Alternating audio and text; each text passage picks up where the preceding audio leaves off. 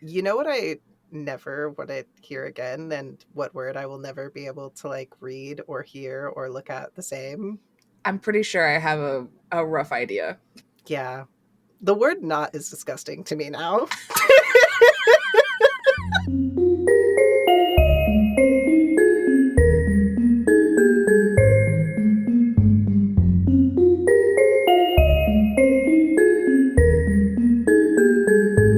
Hi, Haley. Hello. Hello, everybody. Welcome back to the Girls in Our Book Club podcast. Today, we are going to be covering Bride by Ali Hazelwood. Yeah, if you haven't heard of Bride, I don't know where you've been because it's everywhere. It is literally all over the place. This thing popped up on my Kindle like as an advertisement as I'm already reading it in book form. And I was like, damn. And then I'm getting promos for it on Amazon, on Facebook, on YouTube. And I'm just like, okay, well, this is obviously taking everybody by storm. And honestly, I see why. It was a great read. Yeah, I mean, also Ali Hazelwood is pretty prominent in like the contemporary romance genre. She's up there for the top romance authors. She normally writes about women in STEM, which I am not a woman in STEM, but I do Same. work for an engineering firm, so I do appreciate that like the nerdy smart girls are getting their day in the sun, you know. And Yeah, we I love that. I do love all of her other books. I am so excited to read her other books. I know you said that this was the only fantasy type book that she Mm-hmm. had written, but after reading it, honestly, I love the inner monologue of the main character. I loved her main character in general, just the way she set up the world and everything. Like, oh God, I love it. I can't wait to read the rest of her shit. If the rest of her writing is like this, I am so excited. Yeah, I mean, there's not obviously going to be any paranormal elements, but she does have like a really nice way of like making her characters, I don't know, they're just interesting to follow along with. And all of her female main characters are like funny and quippy, and the dialogue is like real snappy. I don't know. Yeah, I'm I'm we here love some snarky queens, okay? I'm here for We the banter. Yeah, That's same. That is my life. My life is banter. I love that. All right. Well, Haley, if you want to start us off, give us a little bit of the setting and get the ball rolling.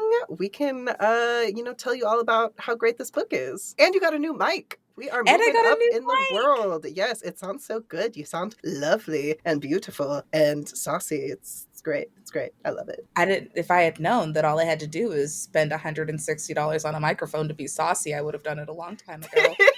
Well, now you know. We're learning. Yeah. So I'm going to start off actually by like just reading this first paragraph in the book because I felt like it was, I don't know, like it really Chef's sets the kiss. mood. Yeah. Just Yeah. this war of ours, the one between vampires and the wares, began several centuries ago with brutal escalations of violence, culminated amid flowing torrents of varicolored blood, and ending in a whimper of buttercream cape on the day I met my husband for the first time. We're Mm. setting the scene. Our story starts off, and at the center of it is our character, Misery Lark, which, man, why Misery? What a. What a name. Yeah. Anyways, so she's a vampire. Today's her wedding day, and she's getting married to the alpha of a werewolf pack, whom she's literally meeting for the very first time at the altar. Not that she hasn't tried to set up meetings with him. She's given it her all, but they're like, listen, he's busy. He doesn't have time. Yeah, he's doing werewolf things. Piss off. Yeah, so their wedding is meant to provide peace between the two races. So it's kind of like a ceasefire. They're trying to get a treaty going. But to provide context on how well that's going, neither race would agree on who would provide security to the wedding. So they compromised and allowed humans to run security, which nobody was really all that happy about. So her stylist is getting her all dolled up, looking snatched, and she's thinking back to the one time she contemplated marriage in her childhood. And that was when her and her human friend Serena were going to run away to the human territory, and Serena said she would marry her, so they'd let her come in. I'm not sure if that would have actually worked, Yeah, but I don't think it would have, but it was so funny because she's like, yes, and I solemnly agreed that yes, I'll marry you. Like to do it as like kids. She's just like, well, I guess there's no way out, so let's do it.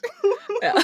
So her stylist is like apparently pretty freaking talented, makes her look like a work of art. She also gives her these weird green markings on like the inside of her wrists, Mhm. behind her ears, and on her neck. We have no idea what those are, He's but like, they don't worry, your husband will like them. yeah, but we do hear about this much later. Oh yeah. So she's getting ready. She's putting on her wedding jumpsuit, and her stylist is like, "Will you please stop calling it a onesie?" Oh my god. I don't know if you've seen wedding jumpsuits before, but they're like actually pretty classy. I don't know. Dude, the Like, way, yeah, when they said it was like a wedding jumpsuit, I was like, okay, girl, like we sound very snatched and modern. I can get behind a little wedding jumpsuit action. Like, screw the dresses. Like, I've let's do looked it. I mean, like I've been like looking at wedding dresses and stuff for like the Hmm. last however long, and I've seen a few that I'm like, man, if I had the body type for that, I would do it. But Yeah. my butt looks like a wisdom tooth, so I don't think that it's for me. Oh my God, I'm done. So she's ready. She's going out. She meets up with her twin brother, Owen, and he starts off kind of like being a little, like, I don't know, he's a little snarky. Hmm. And then they finally get to the point where like the mask drops and you see like what their real relationship is like. Hmm. And he's leading her to where they're going to walk her down the aisle and they're having a conversation in like the vampire language, which is referred to as the tongue. It's essentially a lot of dark humor back and forth about how she's essentially going to be a sacrificial lamb living amongst the wares alone. But then he gets a little more serious and is like, why? Like, why are you doing this? Hmm. If you change your mind, just give me like 6 weeks. And she's like, what is going to happen in what's going to change in 6 weeks, dog? But he cuts her off and their father shows up or he can really give her an answer. And the first thing her dad says to her is, you should smile more. You'd look prettier if you smiled. Kill him now. I don't even know him, but Yeah. end his life. Yeah, according to the humans, a wedding is the most beautiful day of a bride's life, which it should be noted that, like, vampires don't have weddings. Yeah, they've evolved past monogamy. So I'm like, oh, that's a really fancy way to say they're just having vampire orgies all the time. Yeah, like, they're literally just banging to procreate. They don't have time to settle down Yeah. because they're... Screw the picket fence. Give me the sex swing. and a baby. And she's like, yeah, look, I've done this before, okay? Remember? And at this point, we're like, what is she talking about? Mhm, So we're provided a bit of insight into that comment as they walk down the aisle. Vamps are on one side and wares who are bigger, stronger, and faster are on the other, and everyone is muttering under their breath. And they're saying like some pretty spicy things, by the way. Like, it's fucking rude. This is not a nice wedding.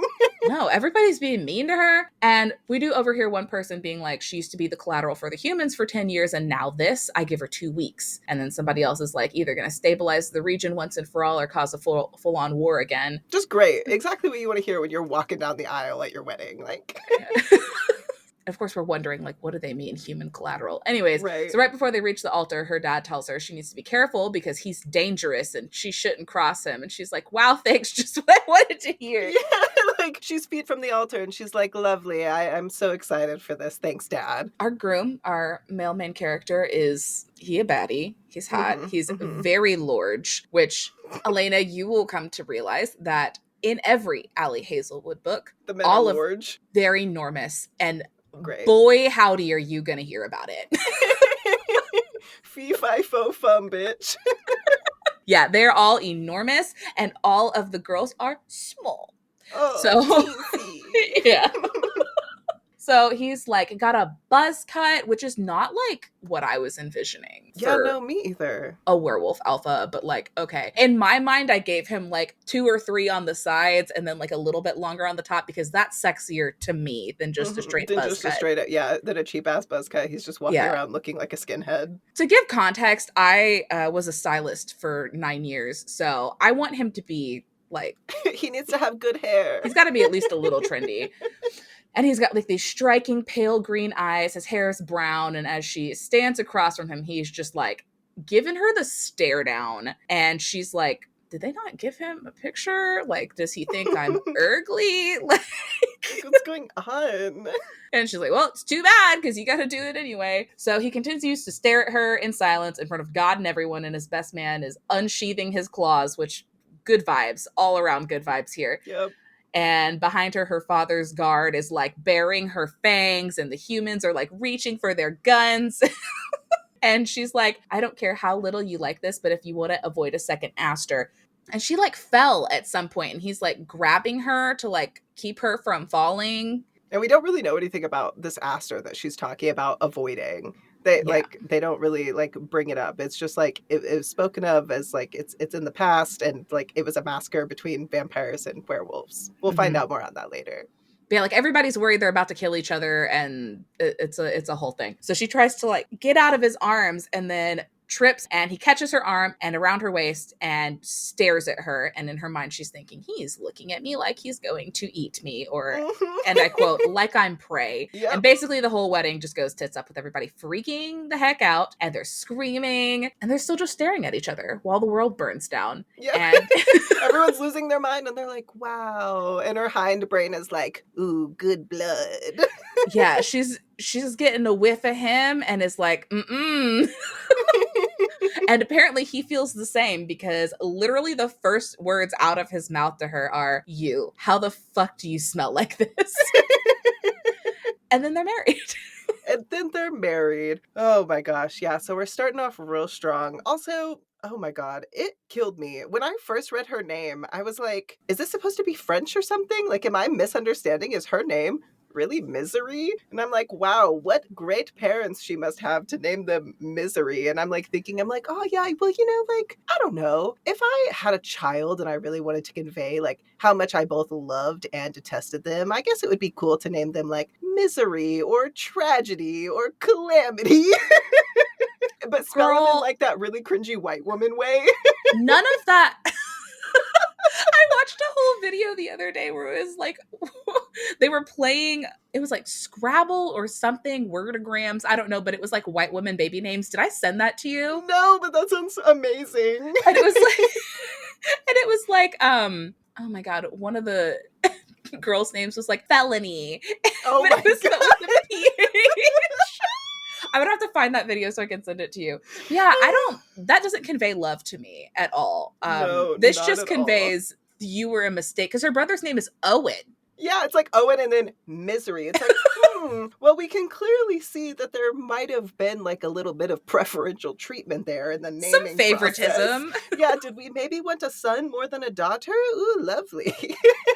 Yeah. Anyway, we jump into the story, and we're going back in time, 6 weeks before the ceremony even happens. At the beginning of every chapter, there's like little snippets, right? And it's kind of from the alpha werewolf's perspective. And they're always like really short, like a couple sentences or whatever. And the only one I'm really going to bring up is this one, because the others are just kind of like, I don't know, they're relevant, but not enough. I Anyway, did love that they did this though, because it instead kind of gives you, having like insight into his mind a little bit. yeah, I like, of course, I love a multiple perspective book. Same. But I thought this was nice because it kept us in, like, we're in the zone, we're with Misery the whole time. She is our main focus, but we do get to get like these little tidbits of like how he's feeling. Right. Yes, definitely. For chapter ones, it's like the short conversation with the wares at the beginning of it. And it's something to the effect of like, oh, well, the vampire woman backed out, but they've provided a backup. Like, do you want to see what she looks like? And he's like, no, it doesn't matter. They're all the same anyway. That kind of gives you context of what happened there. Which rude and also racist. Yeah. Gonna marry her anyway, so screw it. Misery has returned from some meeting at her job that apparently didn't go well. And she's greeted with like bird shit smeared on her stapler at her desk. She has like this like smarmy, icky coworker that she doesn't like, and he's like, oh, don't take it personally, Missy. And she's just trying to like shrug him off. She says that his like blood smells like oil, and I'm like, like, what is his diet? Like the fry oil at a Bulls? church's chicken? Yeah, like, oh gosh, that would be horrendous. So the reason that the meeting didn't go well is she is like a tech whiz, and apparently she like blazed through some dude's firewall, and she was doing it so quickly that she actually took a break halfway through and like started online shopping for a new laundry hamper because she was like, oh no, I'm doing this too quickly. And her friend Serena's cat actually ruined her laundry hamper, so this is why she's like buying a new one. She sent her friend Serena a text, and she's like, you owe me $16, for this hamper or whatever. And it's odd because, all we get is like, she waited for a response that she knew wouldn't come. So it's like, okay, interesting. So as she's trying to ignore this gross coworker. Her father's head of guard shows up, and she is a female vampire named Vanya. And she's like, yo, your dad has summoned you to the nest. She flashes her teeth to like the icky coworker that was like trying to talk to her. And at first he's like looking her up and down and he's like, oh yeah, like you can tell, like, oh yeah, oh she's a MILF. And then she like flashes her teeth at him and he immediately like tail touch starts screaming that they're under attack and like the vampires are gonna murder all of them, and just chaos ensues in her job. And like everybody is like running out of the cubicles. They're like, one guy comes out of the bathroom, he has like toilet paper hanging out of his pants, which gross. Mid wipe. He wasted no time.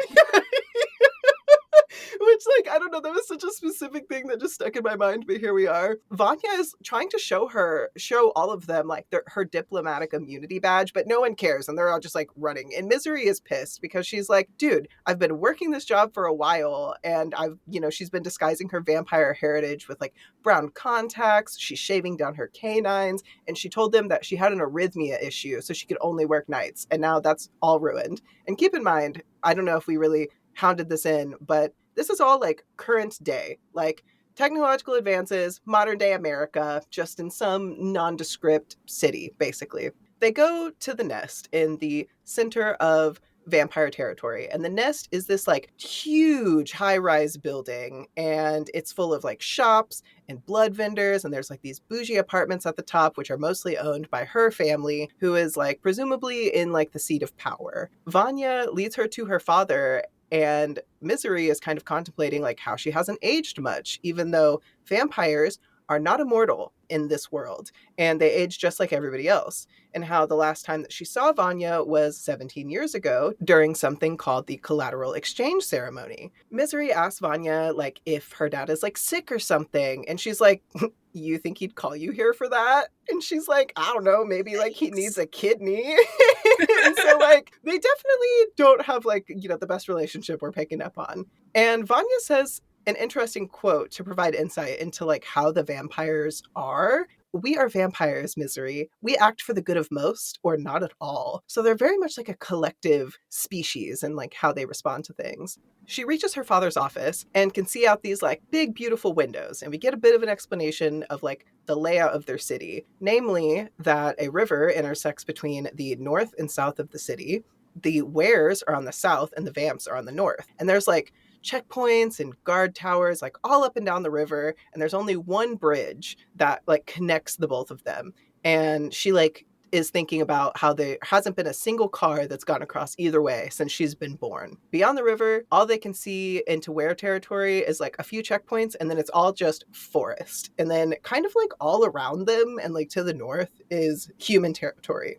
So we meet her father, Henry Lark, and he is kind of like the unofficial leader of their vampire council. And he greets her, and he's really well put together and is like, why are you so upset to see me? You should be proud and honored with what you did. And we're like, what? And she's not having any of it. She's like, okay, sets a timer for 10 minutes on her phone. She places it on his desk and she's like, well, here you go. What do you want? And he starts off by asking her if her little friend is safe once more, presumably referring to Serena, who she apparently hasn't talked to in like a month now. She's just missing in action. And she's like, how did you know? And he's like, surely you didn't think like you communicating with your brother went unmonitored. The conversation takes a turn, and buckle up because it is a huge history and political dump of information, but it is very relevant into what is going on in the world. He begins by telling her there's going to be a wedding. And she's like, okay, great. Like, whose is it? And he says, well, it's yet to be decided. And then he fills her in on what's going on in human territory because she like does not bother with the news. She's a little homebody. She does her tech shit. She goes home. She ain't messing with all that, okay? Which, smart. We love that. So the humans have elected the same man, Governor Davenport, for like decades. And because of him, the vampires and humans have kept the peace between the two races with the collateral ceremony that we keep hearing about, which is where an 8-year-old child of a powerful person in government on both sides just gets like swapped to the other, ensuring that 8 to 13, right? Like it's yeah, just it's like going to be like a young kid. Yeah. So this ensures that if either side tries to attack the other, the child will immediately be slaughtered. So this is ethical.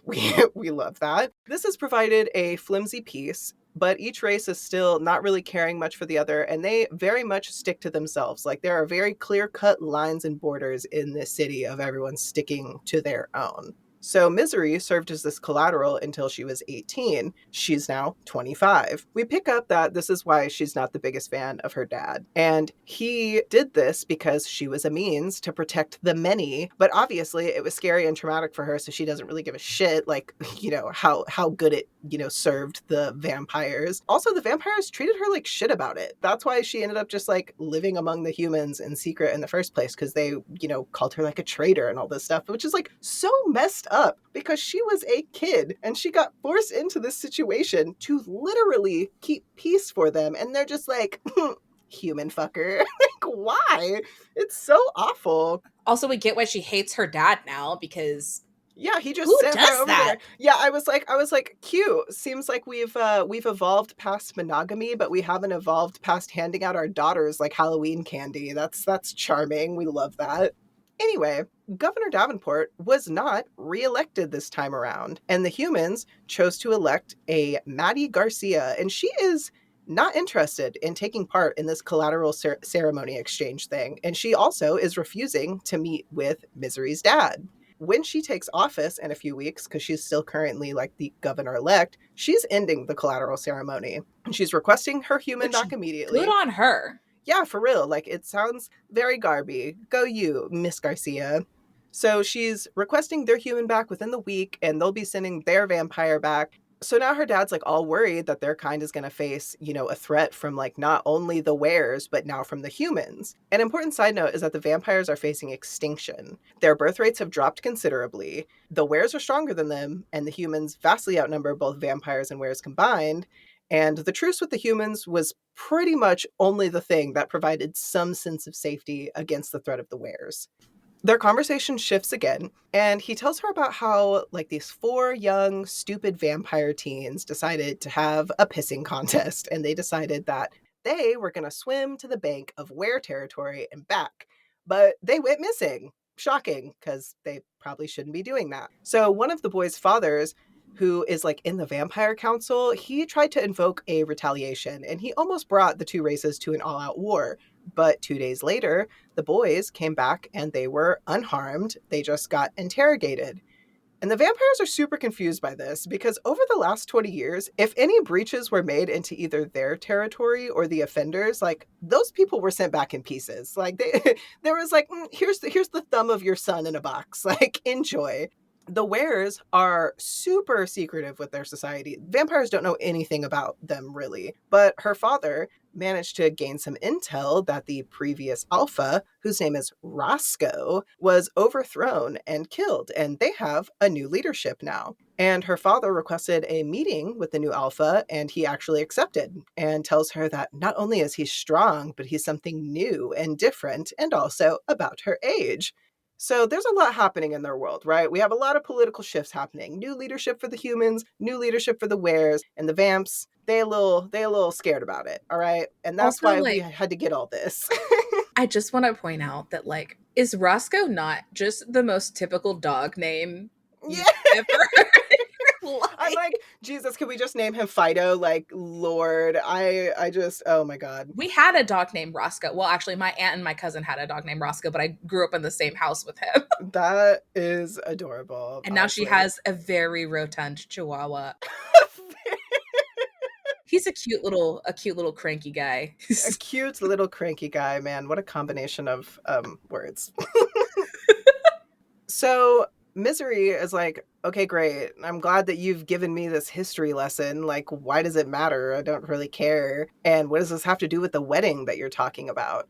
And her dad is like, well, I don't know if you knew this, but there's been 5 interspecies weddings long ago between the vamps and the wares, but the 6th one, the Aster, which was previously mentioned, ended in the wares slaughtering most of the vampires, and they really don't know like why they decided to screw them over. And their relationship has just been tanked ever since. And throughout it all, the vampires made the alliance with the humans and kept them on their side to provide their own protection. But now the new governor-elect, Maddie Garcia, is having diplomatic talks with the wares and isn't cooperating with the vamps. So they are understandably shitting their pants. So her father talked with the new alpha, and he says he believes a peace between all three races should be cultivated, and says that if wares and humans create an alliance without them, they could easily be wiped out. So he's like, okay, we got to play nice, because if this werewolf dude is trying to like bring everybody together and we don't play ball, it's going to be bad for us. Hence the wedding between a vampire and a were. And then it dawns on her that he wants her to be the one to marry, as two vampires before her have backed out. So she, of course, is like, literally, what the hell? Like, you already shipped me off to the humans for 10 years. We have not spoken in years, and now you bring me back and you want to ship me off to enemy territory again? Absolutely not. Screw you. Her dad is like, it's basically a job. You'll be set for life. All you got to do is marry him, live with the wares for a year, and then you're good. You're scot-free. You can go live your life. And she is just not, she's not buying it. She is unconvinced. The timer runs out on her phone and she's just like, okay, bye. So she picks that up. She's like walking to the door, and her dad at this point is like, oh no, oh no. Like, you know, he starts kind of like begging, and he's like, Moreland is the first alpha to, and he gets cut off because she slams the door back and she turns around and she's like, excuse me, who? What is his name? And he's like, Lo Moreland. And she's like, oh, I guess I'm getting married. And you're like, what? I mean, we gather that that name has some sort of significance, but obviously we're like, what is it? Woo, we are starting off strong. Sorry for that little dump there. Also, can we talk about how freaking cool like the vampire like nest is? Like, I love this idea of vampires. And also, so they're all super like bougie and rich, so they're able to actually have big beautiful windows. And you're probably thinking, well, I mean, aren't they going to be like burned alive by the sun when it rises or whatever? But no, because all their windows are treated really intricately and it's super expensive, but they're able to actually move around during the day if they, you know, so chose to do, basically, because, you know, they're hood rich. And so I Yeah, just thought that that that was was neat like too. really, really cool. And just like having like the apartments and like the ability to go shopping, and then they could just like pick up their blood bags. I'm like, man, that sounds like it would be a fun little day to be bebopping around the nest. I'm just saying. Except for the fact that your leadership is horrible. Yeah. And they just want to hand you out to the first man that will offer them any protection. It's absolutely ridiculous. Yeah, it's all very sketch. So I had heard quite a bit about this book before I decided that this was what we were going to cover. Mm-hmm. I was not expecting this whole political drama dynamic. I wasn't expecting it either. And typically, I am not one to really care too much about like political intrigue and everything that's going on. But she actually explains it in a way that I felt was pretty entertaining, and I could really understand and follow what was going on. So I was like, okay, I can get behind this, you know? It pertains well to like the marriage and why she's doing what she's doing. I feel like we have really good reasons for doing everything that we're doing. So yeah, I was definitely hooked. No, I dug it. I actually just got finished reading the Cruel Prince trilogy, which is all political intrigue, very little Mm-hmm. romance. And this was kind of a nice thing to go into after it because I'm still getting like a little bit of the drama of Yeah, yeah. like, you know, like all of these social hierarchies and people like trying to kill each other. Cause it's like, I don't know, I think that shit's interesting. Yeah, But then same. also, this is way heavier on the romance for Oh, sure. oh, definitely. But they definitely did like a good job of kind of laying out how the vampires have kept themselves going, and the things that they have put in place reasonably to keep themselves from getting murdered. So I thought that that was really cool. Which is basically fuck everybody else. Yeah, which is basically how can we manipulate everybody around us to make sure that we save our own beeholes? That's what we really care about here. Yeah. Then we get into chapter 2 and we're back in present day and Misery is on a balcony overlooking the courtyard. She just got married and she's hanging out with Governor Davenport Who is who heavily drinking. yeah, who's drunk as a skunk. Yeah. Yes. And he basically like I was so happy when they acknowledged this, says what we're all thinking and is like, who names their kid Misery? I was also very happy about that. I'm like, oh, thank God. Okay, they're not just going to brush over this. And Yeah, she's because who would talk to her without bringing that up? That's really the yeah. question. Yeah. So she's like, well, the Vampire Council actually chose my name, and I felt like it was fitting because I killed my mom. So basically, like, her mom had Owen, no problem, and then died during childbirth with Misery. And Mm-hmm. I hate the trope of like blaming the child for the death of the mother during. Yeah, because it's their fault that they were conceived and then pooped out. Like, they didn't ask for this, leave them out of it. I'm like, this child can't even lift its head up. Like, and you're accusing it of murder. And he's like, oh, are there rituals or blood sacrifices? And she's like, no, that's not That's not not how how it any of this works. works. Yeah, so like literally none of these races know anything about each other. It's wild. They're all living in the same city, Mm-hmm. mere miles apart, and just have no clue how anything works with their physiology. Mm-hmm. Is that the word? Yeah, physiology. That's a word, right? We sound smart. Anyway, she's like having a flashback of people asking her the dumbest freaking questions. Like, Well, it's her friend Serena. Like, when they first become acquainted, she's the one that's like asking her oh, all these okay. dumb questions. Yeah, I'm sorry. People ask her this crazy crap all through the rest of the book too. So Yep, I'm yep. like, man.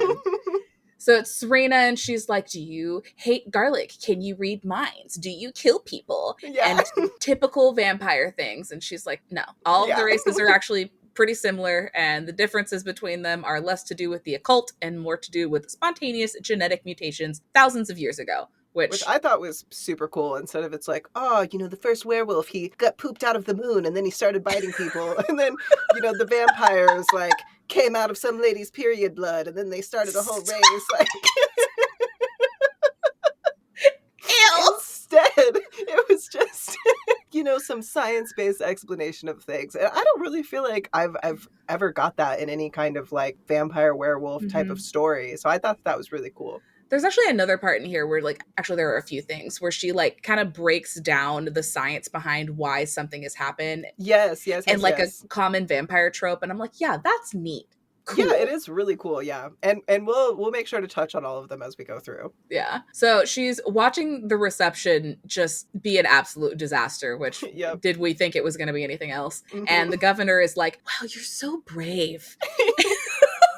And so they're pretty segregated at this party. The vampires are on the one side, the werewolves are on the other side. Where's my apology? And everybody's just kind of like giving each other nasty looks, giving them the stank face. The governor follows up with, Moreland gave up a lot for this arrangement. The collateral they're sending. The councilman's daughter for the alpha's mate. Sounds like poetry, right? And she's like, the alpha's what? And he's basically like, oopsie. Wasn't supposed to tell you that. His drunk ass is like such a little gossip. Dude, he really is. She's like wondering, like, oh, okay, maybe that's why he was like acting like he had a 2x4 up his beehole during that ceremony. Because they sent his wife off to live with vampires. Mm-hmm. And she decides to go downstairs and look for her brother. She's like, God, get me away from this guy. Mm-hmm. And she overhears like pieces of a conversation that Moreland is having with two other wares. And it's something to the effect of, never heard anything like it. The consequences if it really is her. And it must have been a moment of confusion. She can't be your, and then it's cut off. And he's like, you think it's a mistake that I would make? And they're like, no. Yeah, and then of course they're all like, no, Alpha. No. So the conversation gets interrupted by two little bratty ass kids, and it's one vampire and one were, and they're fighting over a toy that they've like broken in half. And then the parents are like jumping in, about to start World War II over this fucking Polly Pocket.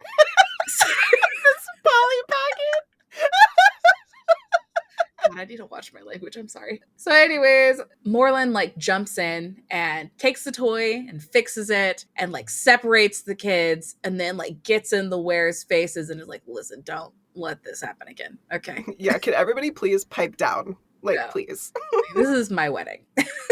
You're ruining it with your bratty child. So then he tells Misery to come down the stairs and she's like, did we just have an interspecies brawl? And he's like, no, some idiot who drank too much. And she's like, not from aware, I hope. This is like a good example of Misery's sense of humor. The rest of the book.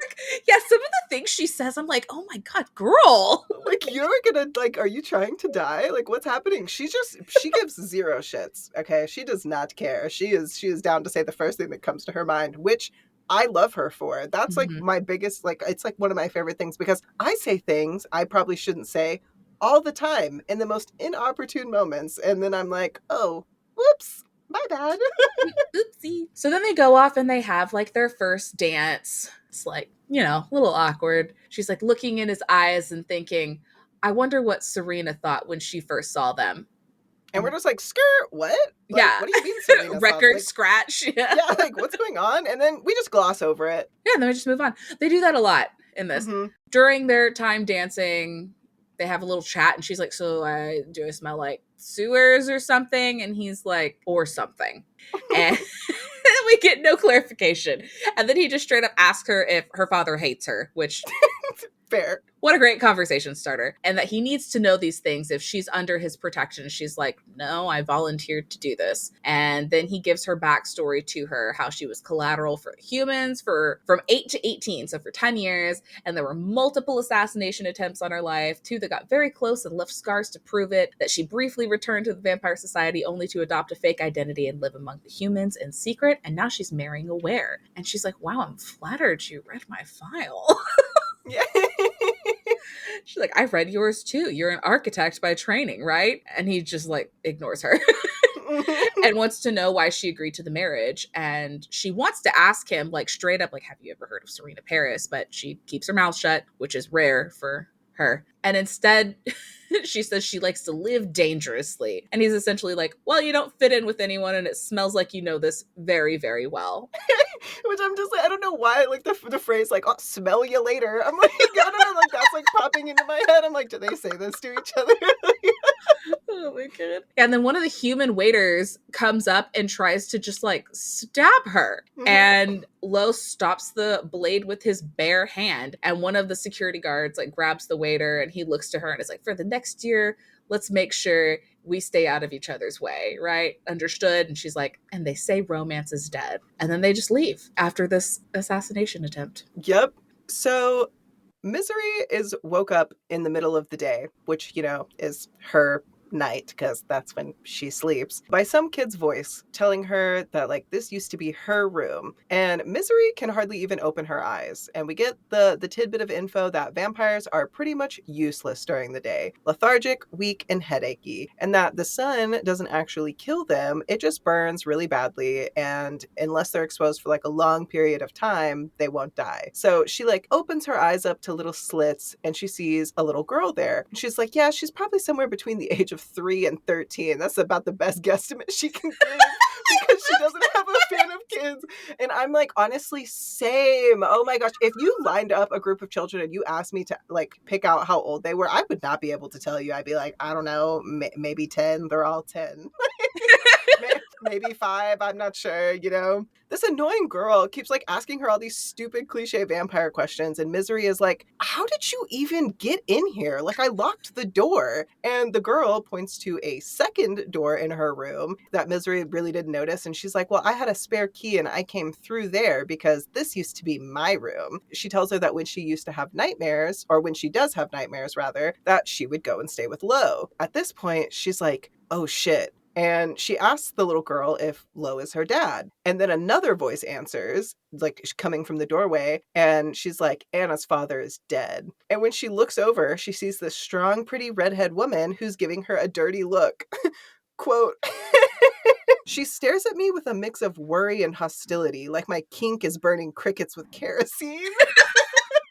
I love it. I love it. She has so many little descriptions like this that I live for. They're great. Yeah, my notes are literally just all quotes. They're Yes. all quotes. It's amazing, dude. She's freaking great. So the girl that has entered the room and tells her that like her father's dead continues, and she's like, well, many children are orphaned by vampires, so you probably shouldn't go around asking them the whereabouts of their parents. And then she tells Anna to like come here. Anna tells Misery like she likes her little pointed ears, which kind of cute. And then she goes, to her, and she's like telling Misery like she's sorry that Juno is just grouchy. Juno tells Misery, because that's the were's name, Juno, that Anna is Lo's little sister and to stay away from her. And Misery Misery is like, take it up with her. She has the keys. She came in here. Like, what? Juno basically tells her not to ask questions about the pack or talk to anybody or walk around unsupervised. And then she looks around Misery's room and sees that the only thing that she brought with her is a Polaroid of Misery and Serena. And she follows it up with, well, I know what you're trying to do, acting like a pawn, and I don't like you. And Misery is like, quote, I don't know you enough to make a judgment, but your jeans are cool though.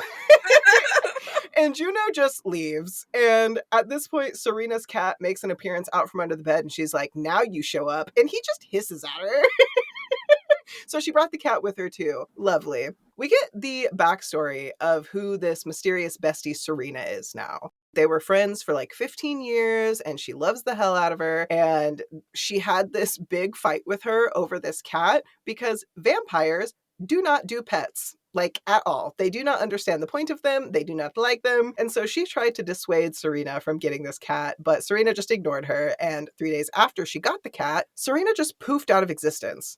No calls, no texts, no showing up to work, nothing. Misery broke into her apartment with a little hairpin, a trick she learned from her childhood, and she doesn't find anything amiss. Her body's not there, and she's just like, what the hell is going on? So she goes to file a report with the police, who are not helpful at all. They're just as useless as they are in our current day real world. And they're like, well, I mean, she's an adult. Maybe she went to Vegas. And Misery, who is great with computers, has like tracked and checked everything. Her bank accounts, her job records. She told them that Serena, was like an investigative reporter with the Herald. She is an orphan, and that also she has a cat and she wouldn't have just left the cat.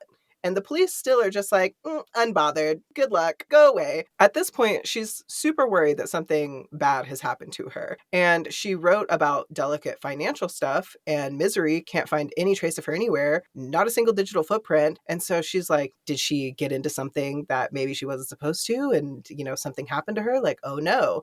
She goes back to her apartment and she sees the cat like playing with this balled up receipt. And I just said typical. Like, you buying your cat Fizz all these toys, and she's just like, ah, yes, this piece of paper. Ah, yes, this paper clip. How lovely. So she goes to pick it up and she realizes it's actually not a receipt at all. It's a crumpled up page from Serena's planner from the day she disappeared. And there's like a string of letters on it, which looks mostly like gibberish, but it's actually like this little code they came up with as kids, which cute. After she deciphers it, it reads L.E. Moreland. And so we're putting it together. Oh, that's why she agreed to marry this dude. And that's why his name sounded familiar. Got it.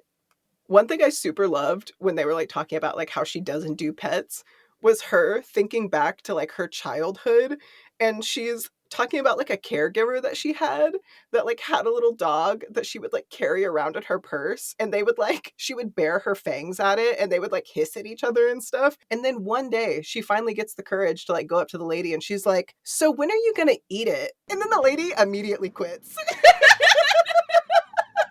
Oh my gosh, I love it. So, anyways, moving into chapter 4. So, Moreland's house is built right next to a lake in the woods. It's huge. It's beautiful. She was expecting to see like severed heads of vampires on pikes or them like living in caves. Yeah, and it makes her think of her time living with the humans because they would wear like vampire teeth bracelets and talk down to her. Yeah, they were awful. Like those They would necklaces wear, like, you little get at vials SeaWorld with shark teeth.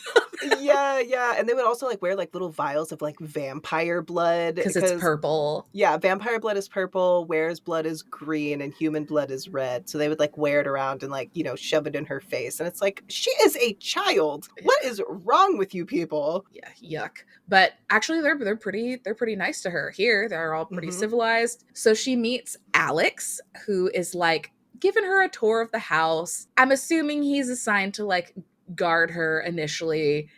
And she like woke up. He's showing her the kitchen, and she has her own fridge full of blood, which nice. Don't put your blood in our fridge next to the mayonnaise. Yeah. And he's like very, very clearly put off by her. Like he's scared of her. He's stumbling around. He's nervous, and she's like, "Ha ha!" Yeah, she loves it. Yeah. Then he's like, "No worries. I'm not gonna stick my blood next to the condiments. And they chit chat back and forth about each of their capabilities. She asks him if wares can shift on command, and he's like, yes and no. So it depends on how powerful they are. And they also can't resist shifting if they're on the full moon, occasionally, depending on how powerful they are. And he asks her about her feeding habits and if vampires can turn into bats. And she's like, oh my God, no. That would be pretty cool, though. Cool, yeah. And that she feeds once a day unless it's extra hot outside, and then she'll feed more because heat makes vampires hungry, which I thought that was kind of like an interesting little tidbit. Yeah, right. Yeah. Sentimental little blood frenzy. Yeah. And Alex tells her that there are 12 seconds in Lowe's pack. Gabriel, the were that was sent to the vampires, will be replaced, though. So currently there's only 11, and that's the one that we think is his mate. Mm-hmm. And she asks if Alex will replace her, and he's like, no, I'm not from her huddle. So they have like different little groups within the pack, and each group has a second. And she's just like, I have no idea what the hell a huddle is, though. Like, what? Yeah. So he mentions that she needs to stay in the house because when wares transform, they're like mostly the same mentally, but they're like a little more primal, right? So like their need to hunt is pretty prominent, and she's just like a random vampire in their territory. So yeah, her scent would be different and it might set them off. Yeah, would not be safe for her. So she asks where Anna and Lo are, and Alex tells her that Anna's with Juno and Lo is dealing with a sabotage that happened this morning. And then he like immediately trails off and is like, he went for a run. And wholesome. Yeah. And she's like, okay then. And asks if he's ever seen a human there, clearly wanting to see if she can get information about Serena. And he's like a little sussed out about this. And he's like, no, obviously not. They wrap up their conversation with him saying she should probably stay out of Lo and Anna's rooms and also Lo's office. And she's like, yeah, totally. So like, where's that office so I can avoid it? And he tells her. Yeah, just like straight up gives her the directions. Oh, yeah, just take a left. It's like down a couple doors, blah, blah. Yeah. Just turn once you pass the bathroom. And she's like, okay, great. Hope I don't get lost. Yeah. As we've mentioned before, Misery is like a tech whiz. She's a professional hacker. And when she found the paper with Lo's name, she looked everywhere for it, but couldn't find anything until she hacked into the governor's system and found a note stating that he and Garcia would be having a meeting and security would be increased. So this meeting happened around the same time that Serena went missing, and that has obviously piqued her interest. Mm-hmm. So after she finds out that Lo was aware from her father, she's like, okay, that's probably why I couldn't find anything, because the wares have their own security systems in place and the firewalls were impregnable. Any words that involve pregnancy, you just cannot handle. I hate it. No wonder she couldn't get through. However, now that she's like in the house, she could potentially get a little more information. So she's exploring, she's like getting close to his office, and then where pops up. He's like younger, his name is Max, and he's like, wow, you're pretty. And in my mind, it was Regina George going, wow, you're really pretty. And Katie like, thank you. And she's like, so you agree? You think you're really pretty? I love that like imagery. Yeah. It's just like he just walks up, he's got like long ass pink nails. Like yeah, he's wearing a Burberry mini skirt and some platform flip-flops. I don't know. He's like not hitting on her at all. He's just kind of like acknowledging the fact that she's pretty. And he's like, I didn't realize that vampires could be pretty. And he's blocking the door. So she's like getting a little sketched right off the bat. And he's like, maybe that's why Lo likes having you around. Or maybe he has you around to remember how much your kind has taken from him and us. And we're more sketched. Mm-hmm. But now he's married to you like a common traitor, saying you can't be harmed. And then he asks her, is your father still alive? And she's like, yeah, probably thinking to herself, like, unfortunately. Yeah. And he's like, mine isn't. And neither is my sister. And she's like, well, that sucks. Gotta go. And yeah, like, can you like move maybe? I'm just gonna scooch right past you. And then he promptly attacks her. So she does what most women would do in that situation and goes for the nads. Yeah. Knees him right in the nerds. So she like holds him up against the wall and is like baring her fangs at him, and he like very suspiciously goes from being like hateful and saying some really nasty shit to her to acting like he's being held prisoner and tortured. Yeah, he's like a little defenseless baby now. Help me. And she turns around and of course there's people there. There's Lo, and then there's like a bunch of other wares. Yeah, like Lo grabs her actually and then like pins her against the wall and she's like, what just happened? And then she like looks up and he's just like staring down at her. Lo is looking down at her and he's like, what do you think you're doing? And there's like several wares standing around and Max is like trembling and he's acting like a little bitch. And Lo's like, are you okay? And like is like asking what happened. And Juno, who we have already met and who is also a beach, is like, well, we all saw what she did. She tried to drink him dry. And Max is like, she was just on me before I could do anything about it. And then he like leans his head forward, like looking really pathetic. And Misery is like eye rolling hard. She's like, are you This freaking puss. kidding me? Yeah. And so Lo takes her by the wrist and like leads her straight into his office. And she's like, oh, well, this is convenient. And he like doesn't use a key. So internally she's like, yeah, this is a serious situation, but like also must be a smart lock.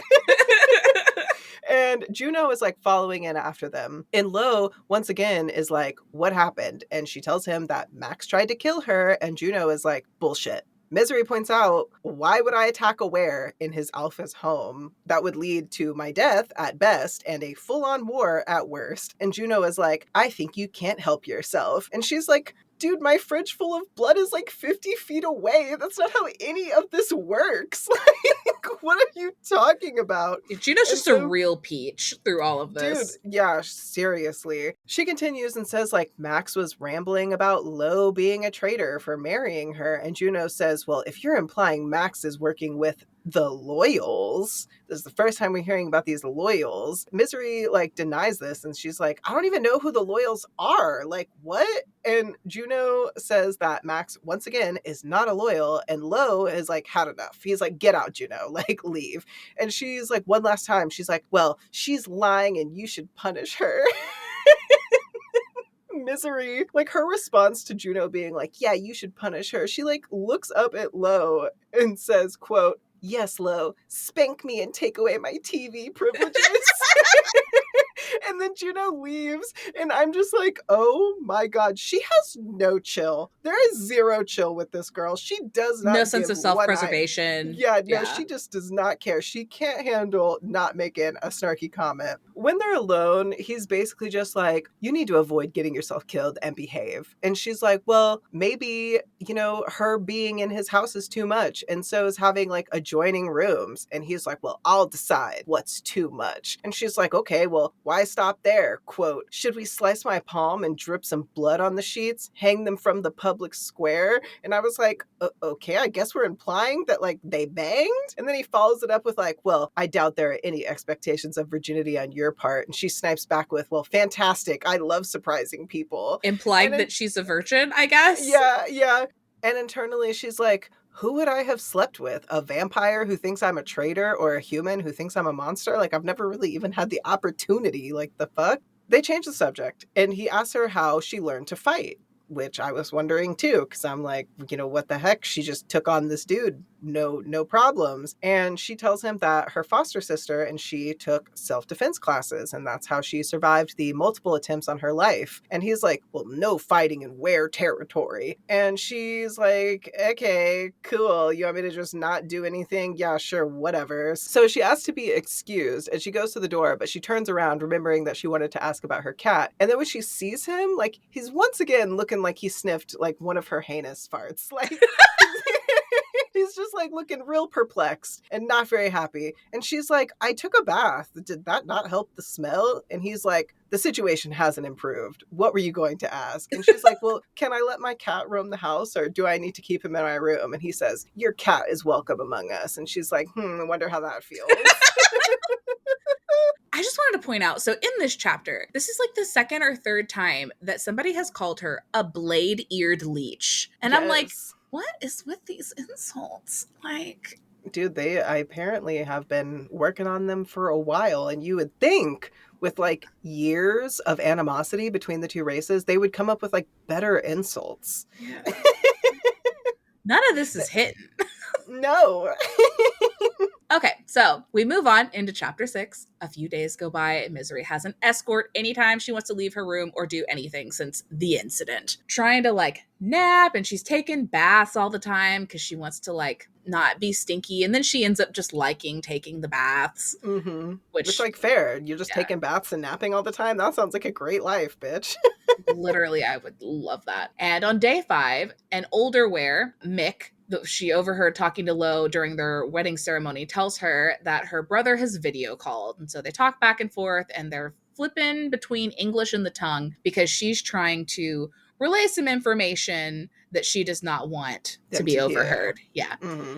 They're just like pretending it's a typical conversation where they're like reminiscing about their past. And really, she's asking him, like, have you heard anything about Serena? And he's like, no, if we find anything, we're going to tell you. She asks if he's spoken with the Ware collateral or knows anything about the Loyals, to which he says he doesn't have access, but he'll see what he can do. And then she's in her room on her laptop a little later, which has no Wi-Fi, and she's cut off from the outside world completely because when they like brought all of her stuff in and moved her into the house, they like took away everything that had Mm-hmm. access to, like, none of her stuff has Wi-Fi chips. I'm like, man, like, you're trailing her around and she can't even like get on TikTok. Like, I don't know. So she's like writing some script to scour the Ware servers, which she can't use, but she's got to find something to kill her time. And Anna shows up, scares the crap out of her in typical kid fashion. And Misery is like, how did you get in this time? Because they took the Mm-hmm. key away from her. And apparently, this little girl got up on the roof and scaled down to the window. And she's like,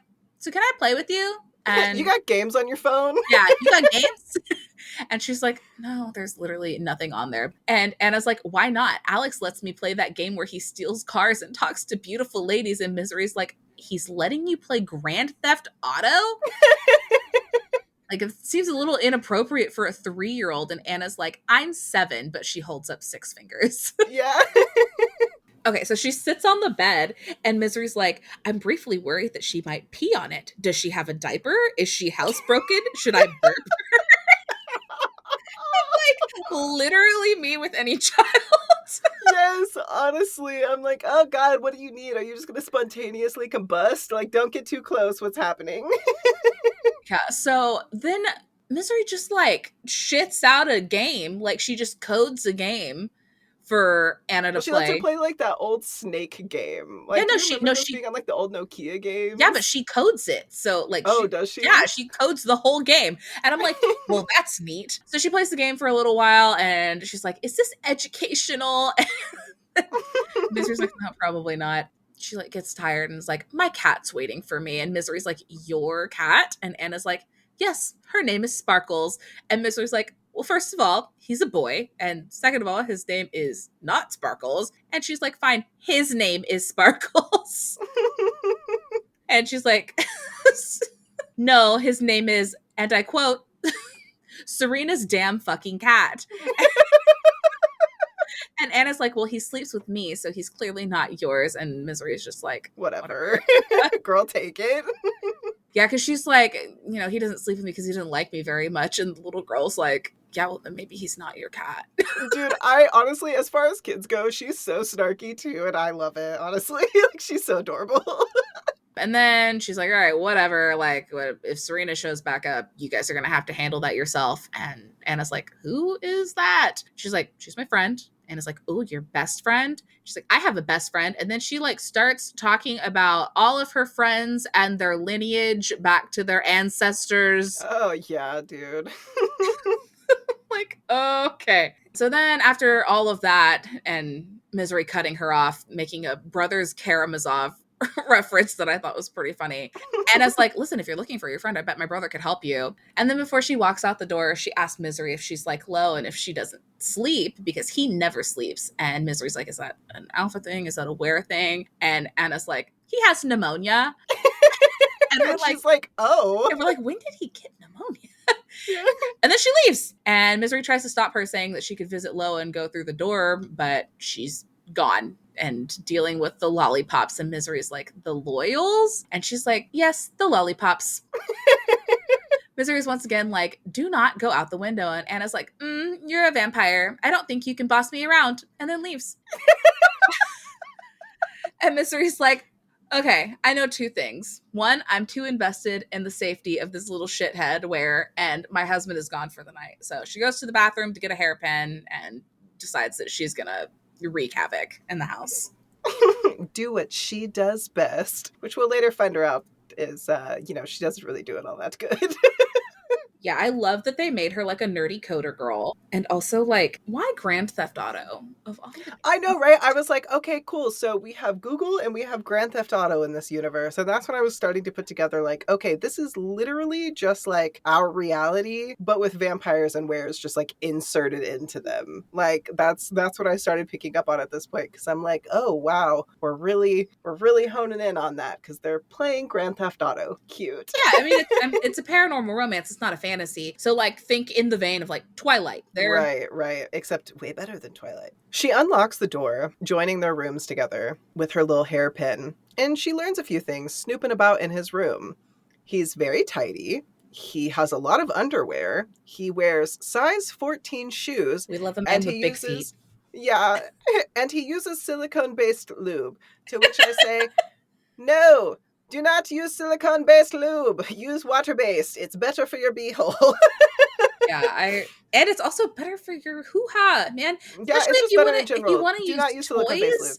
Dude, Yes. yeah. Water-based, it cleans your toys, like your toys clean off easier. It's better for you. Listen, you will thank us later if you have silicone-based lube. Throw it in the trash. Yeah, we're here to preach about hoo-ha and beehole health. Yes. Be mindful of your pH balance. Oh, for real. So she doesn't find much of anything until she goes through his dresser and the bottom drawer is locked. So she picks that lock and she finds a sketchbook. And the first drawing is like of this vault. And then there's like a variety of different buildings, because he's an architect. And as she's putting it back, a drawing falls out of the back of the notebook. And it's a portrait of a woman. And she's like really confused. She's like looking at it and then she's like, oh, wait, this is me. What? And she's like, okay. So she like puts everything back exactly how she found it. Then we get the next afternoon. I always want to say the next morning, but it's really the afternoon is like when she wakes up as the sun is going down. So she wakes up the following afternoon and there's like a sound of a party going outside and like the smell of grilled food. And so she looks out her window and she sees that there is a little were barbecue going on. And she's watching Lo like chat around with people. He's very like friendly. People love talking to him. And then she like sees Max, that little asshole werewolf that pulled his shenanigans earlier, and he's like off on his own. And she realizes that he's talking with Anna and like pointing off towards the woods. And I'm like, somebody call Chris Hansen. Stranger danger, what's happening? And Anna is like shaking her head, and she's like, you can tell like she's not interested in going with him. But he grabs her hand and starts to like lead her over there. And Misery starts panicking because looking at the scene, she realizes that Lo is way too preoccupied to notice what's going on. And so she bolts out of her room. In And midday. Midday, yeah. Like the sun's still up in the afternoon. And the older wearer, Mick, is supposed to be guarding her, but he's presumably using the bathroom because he's not there. So she's just like, okay, cool. So she hightails it outside and the sun starts burning her arms and like her side and stuff. And like a few partygoers like notice her like running, but they don't really say anything. They just let her go. And she follows them into the woods. When she catches up with them, like she tells Anna to come back with her. Anna tries to, but then Max picks her up and starts running with her further into the woods. So she starts charging for him, but then like a dozen wares jump out of the trees and they are surrounded. And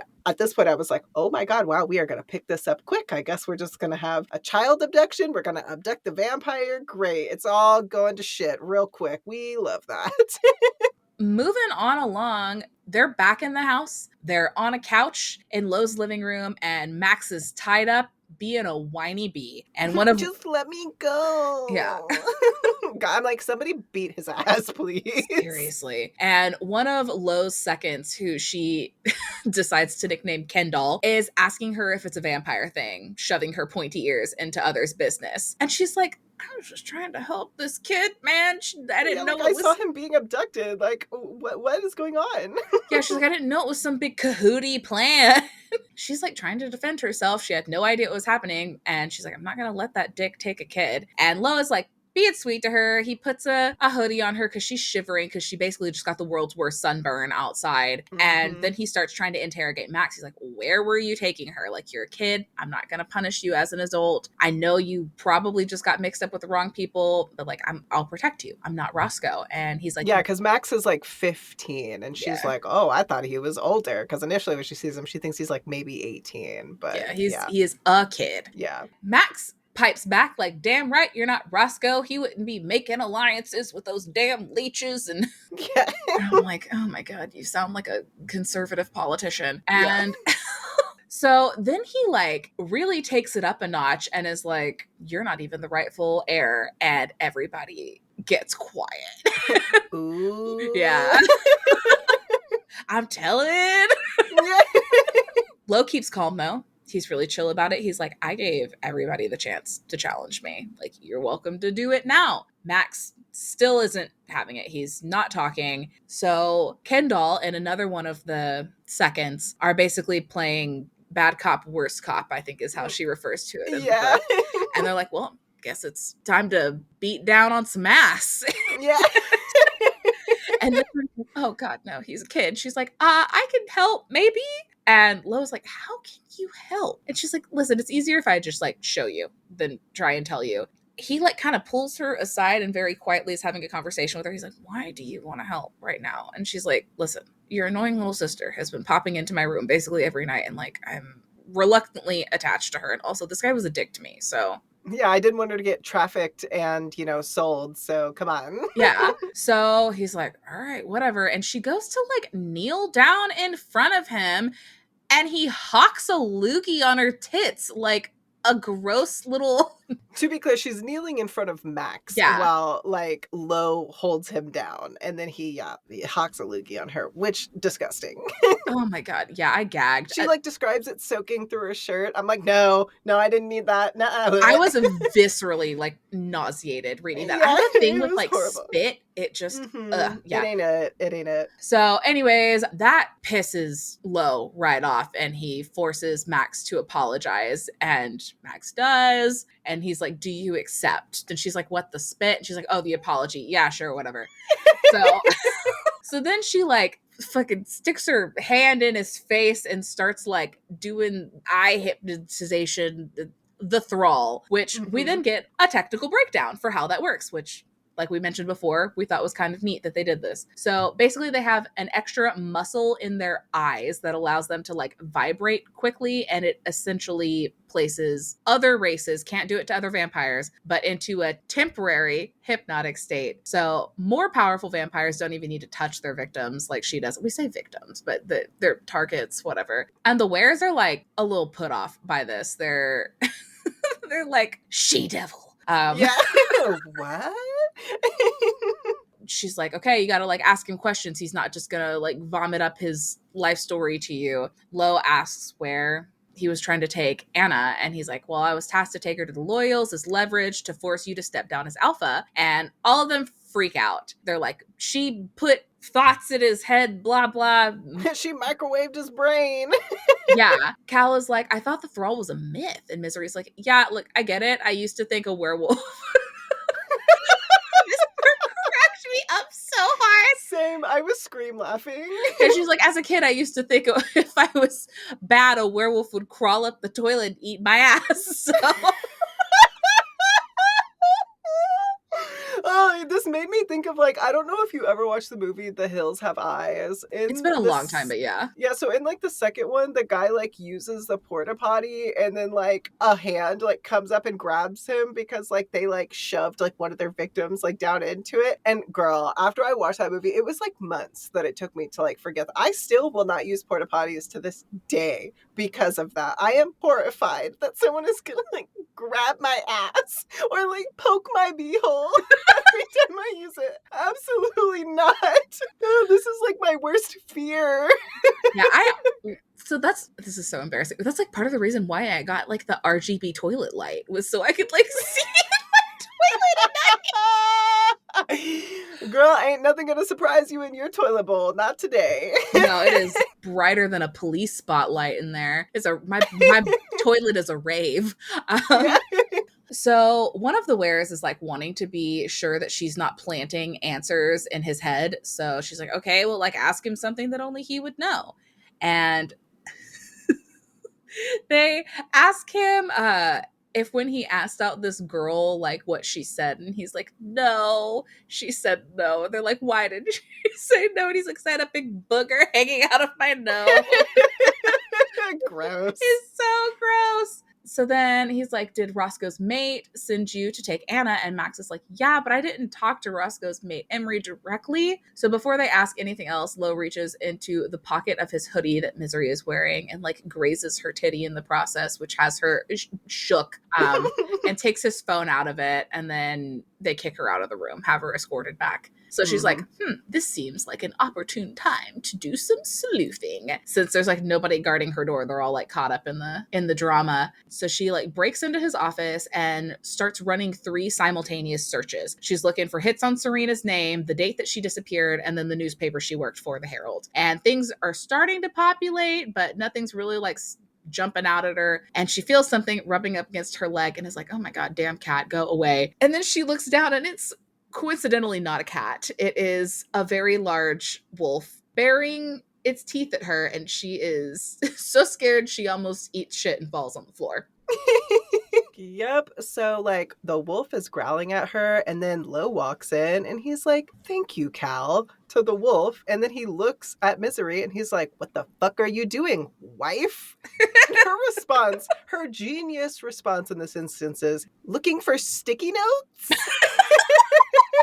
And he's like, okay, in the computer? And she's like, trying to contact my friends? And he's like, you don't have any friends, Misery. And she's like, ouch, yeah, that sucks. And he's like, and he points to the code running on his computer, and he's like, and that doesn't look like Yahoo. And she's like, wow, really dating yourself there, Lo.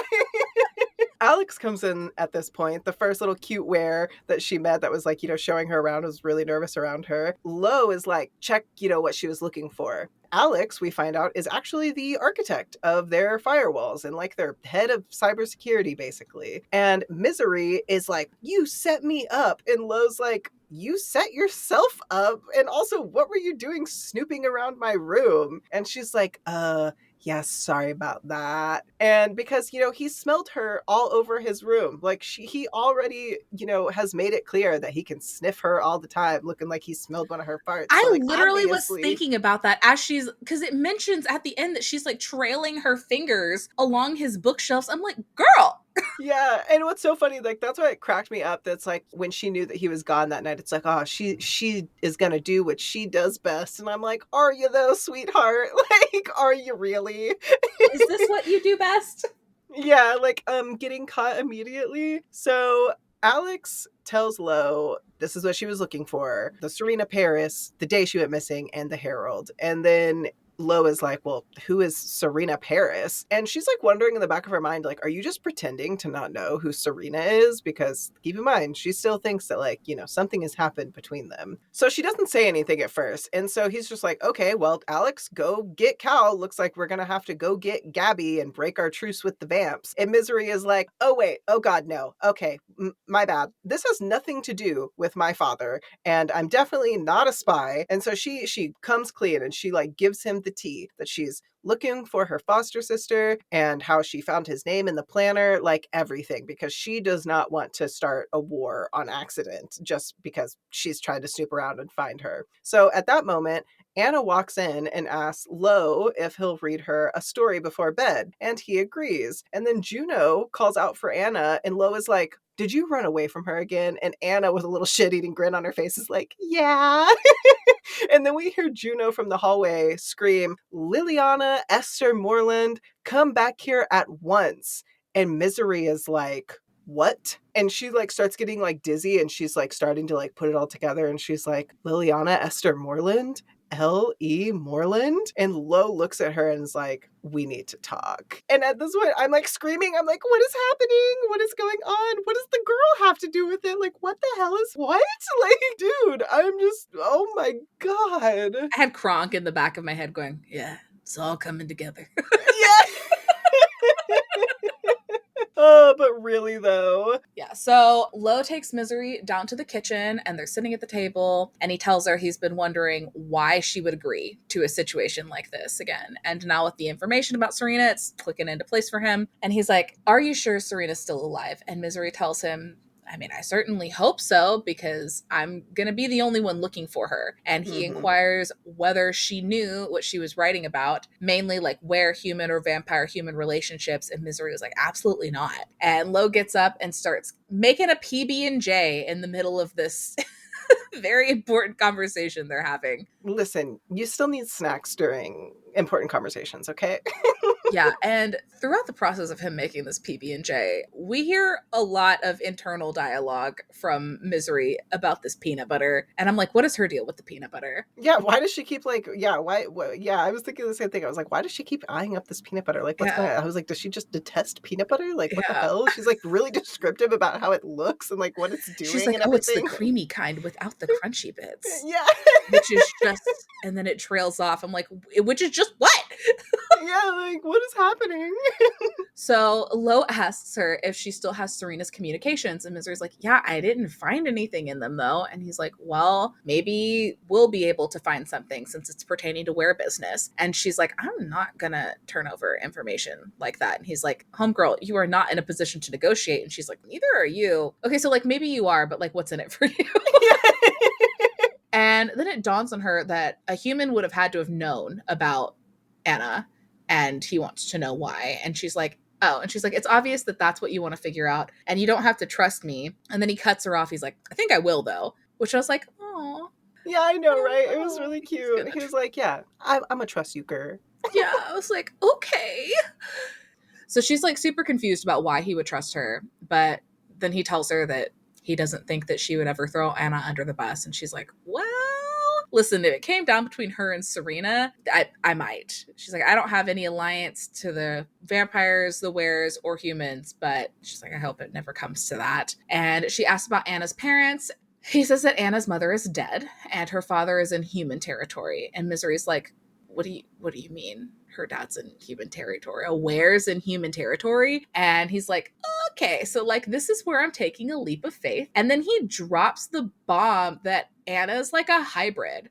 Her mom ended up getting with a human a while back, and Misery's like, what? Because at this point, like we don't think that it's like physically possible for them to procreate. So Lo and Anna have the same mom, but they have different dads. So Lo found out about this when his mom was on her deathbed, and he thought that she was just like loopy from all of her pain meds, and that totally couldn't be the case. But then Anna is like, however old and can't shift and is stronger than the typical human, but her blood is red and all the signs are there. And so he's kind of forced to believe her. And he kept it a secret because the previous alpha, as we've heard many times before, was a dick and also like went kind of crazy toward the end and definitely would have murdered her. And he told Misery that like in the last few years, he got extra paranoid and aggressive, and wares were dying more by their own hand than anybody else's. So much so that his seconds began to question him, and that's when Lo challenged him and won, because Roscoe actually attacked his mom and killed her.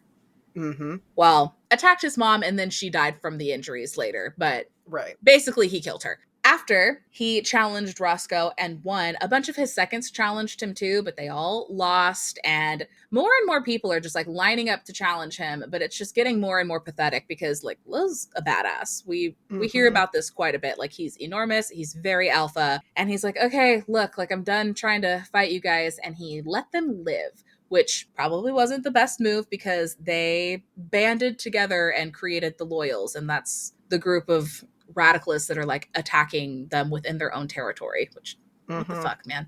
Which presumably is run by Roscoe's mate. Yeah, Emery, who we've heard about.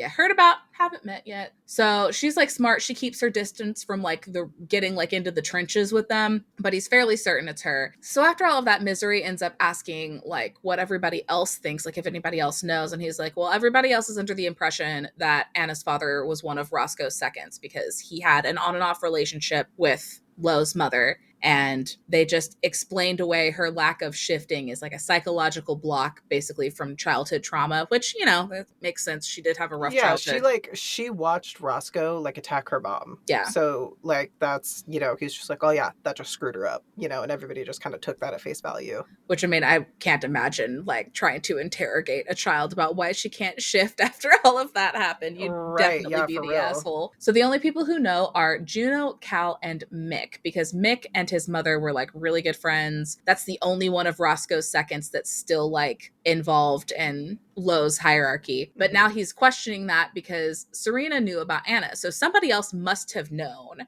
And Misery asks if the Loyals could succeed into their own pack. And he's like, yeah, like they could, and that would be awesome, but they're not going to. They want the money, which makes Of sense. course they do. Yeah, exactly. Yeah. Like, where are they going to go? They're going to go live in teepees out in the out in the wilderness. Get in those caves like Yeah, Misery seriously. originally thought that they lived in. So she asks about who Anna's father actually is, and Lo's like, I don't really know, and I assume he probably has his own human family and kids and probably didn't believe my mom when she told him that she was pregnant. So they're back to wondering who else could know, and Lo tells her without a doubt none of his pack leaked the information because basically like his snoot is a lie detector.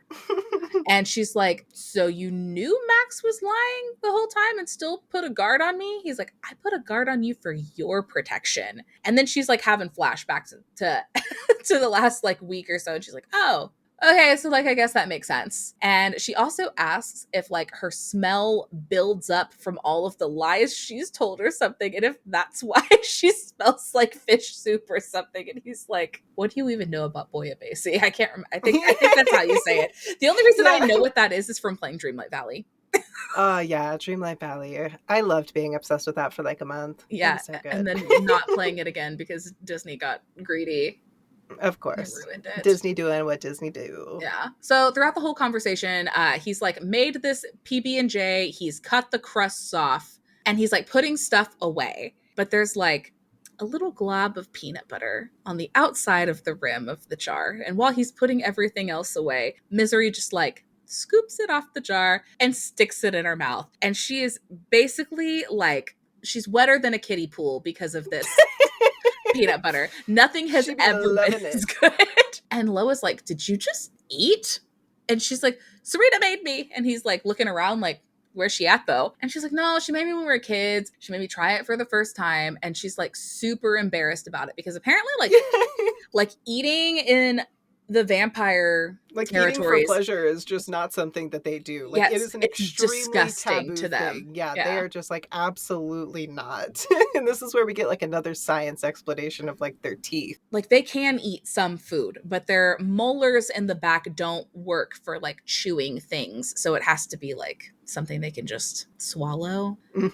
So she could probably eat mashed potatoes too. I wonder how she would feel about mashed potatoes. I'm like, well, she could have some mashed potatoes, maybe a little bit of yogurt, Girl, have you had ice cream yet? Yeah, for real. Yeah, and their body can digest some things. So she's like, we don't ever drink blood for pleasure. It's more like a necessary bodily function, like peeing. And he gives her the jar of peanut butter, and she's like thinking to herself, like, what is wrong with me? What is going on with this hold this nut paste has over me? And I died reading the term nut paste. I'm like, ew. Dude, me too. I was just like crying at the fact that she is so embarrassed. She is mortified. She tells him something like, strip me down and like run me through the garbage disposal because my life is over. Like, yeah, hold on, I have it written down. I have it. Yeah. Don't you fret. Yeah, throw my corpse in the lake after I run myself through the garbage disposal. So he like asks her at that point what vampires do for pleasure, and she's like, bitch, I don't know. Like, I didn't grow up with them. And by the time I came back, I only stayed for a little bit and then dipped out. So like when I was a kid, it was just rules, rules, rules, and that was about it. Which is kind of sad. Like, what a sad way to grow up. For real, though. Like vampires seem like they're a hyperproductive species and they're just like all doing what they need to do to like do the necessary things to further themselves, and then like that's it. They're very like work oriented. They sound like the most boring white people corporate entities ever. This is See, the one part of them that I'm just like, I man, that kind of I sucks. don't know if it's all of them though. I think it's maybe Yeah, just the council that's like that, and the rest of them are just like flighty regular. aristocrats that are like Yeah. just. That could be true because that's really all she knows is like just the Mhm. specific high. I didn't really think about Well, that and she says her honestly. brother Like, is like a big gossip and wants to tell her about like who's sleeping with who or whatever. So I wonder if it's like yeah, that, true. if they're like just annoying rich people. Yeah. He asks if she knew what Serena was investigating before she went missing, and Misery's like, no, she was in financials, so maybe she was like angling for a better job and trying to get a juicy story. And he's like, yeah, that's possible. I'll give you access to whatever technology you need, but you do have to be supervised. Alex has to be there. And Misery's like, all right, I'll get started on it tonight. And she gets up to leave, and he tells her that he'll have Mick bring her something for her feet and her arms and for her side, where she basically got roasted like a rotisserie chicken. And she's like, how did you know about my side? And he's like, listen, we're trained to notice weakness. And she like lifts up her shirt to show him what happened. And then he like gives her his I just smelled a fart face and tells her that she should leave and go take a bath. Which is so, yeah, so Dude, every time he's just really not about the smell.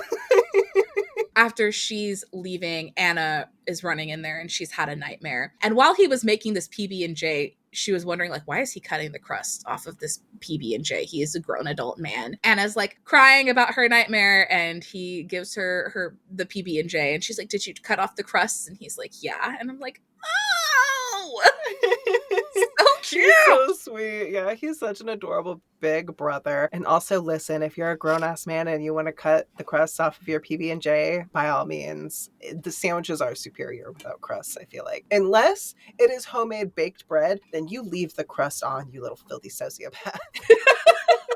Because you don't mess with freshly baked bread like that, okay? So, Misery and Alex spend the next 5 days searching for clues and going over Serena's communications. And they don't really find much aside from the fact that one of the CEOs that she interviewed owns a property on like the Ware human border through a shell company. And on the 6th day, Alex and Lo have to leave for a pack business. So, Misery can't use the computer anymore. And she's like super bored. She's just hanging out on the porch. This is where Juno comes out of the wood stark ass naked and just decides to walk up and have a little conversation with Misery. And she's like, so like, you're naked, right? And she's just like, yeah.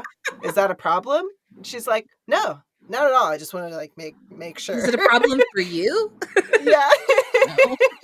This is where I start to like Juno because, Juno was just being very overprotective about Anna and everything that's going on.